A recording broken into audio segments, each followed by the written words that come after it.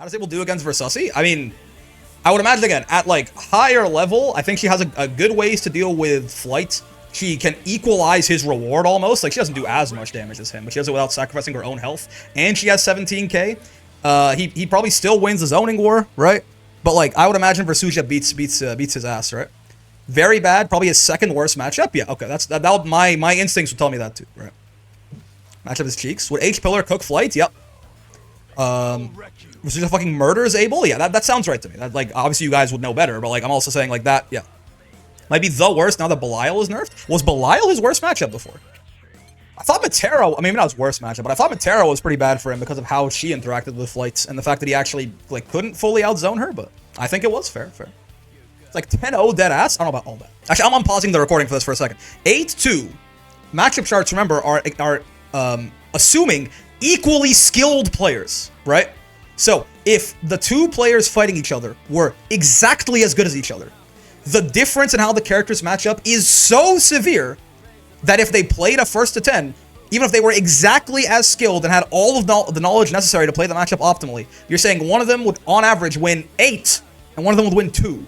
That's a destruction, man. Like, that is, or like, you know, if they played 10 games, one of them would win 8 and one would win 2.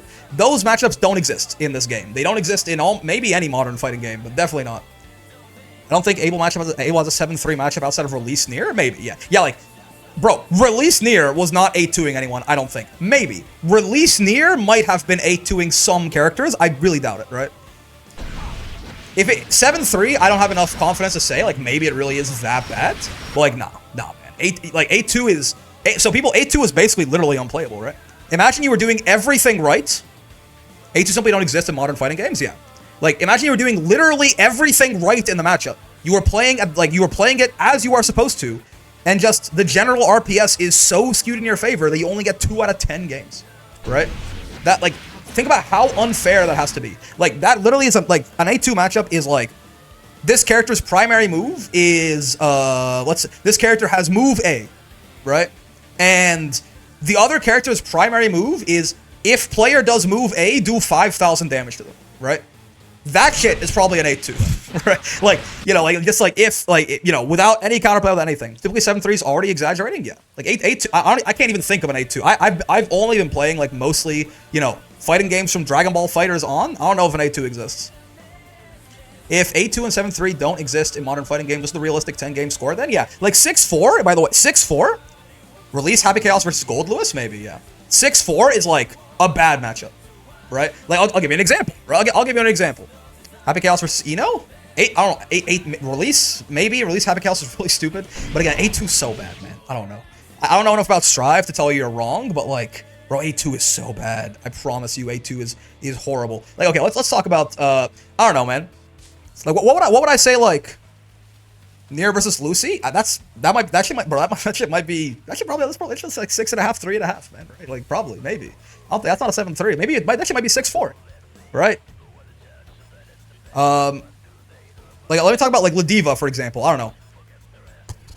Dude, Ladiva Fairy's not a 7-3, right? Like, Ladiva Matera is like a 6-4, in my opinion, right? Like, maybe, like, Ladiva and, like, pre-nerf Catalina, even, like, that was probably her single worst matchup, and Ladiva is one of the more polarizing matchups in the game, right? Maybe that was 7-3, but even, I don't know. Like, Voss Vayne, if it is, like, in my current conception of it, yeah, Voss Vayne is maybe, like, Voss Vayne's probably 7-3, right? Voss Vayne is probably, maybe. There might be stuff that I'm missing, right? But yeah, like, maybe Voss Vayne, which for my money, is maybe the worst matchup in the game, as from what I've seen. Maybe that's 7-3. Maybe. I could see it, right? I've heard that Vayne Charlotta is also really bad. If 7-3 matchups exist, they belong to Vayne. It's Vayne winning that matchup, right?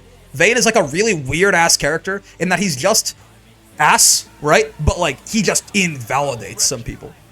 The numbers are stupid and misleading, we should stop using them. I agree. That's why, if, you know, most of the time, if I was going to make a matchup chart, I'll be like, you know, heavy disadvantage, advantage, heavy advantage, stuff like that. Because I think people don't, like, humans don't have a good sense for linear scales, or, like, non-linear scales like that a little bit, right?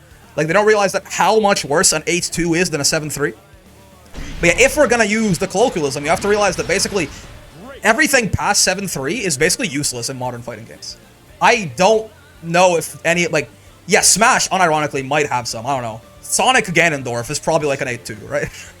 Steve, like, yeah, Steve and Dr. Mario, or something like that, is probably like an 8-2, but in like traditional modern fighting games, I don't think any of them exist.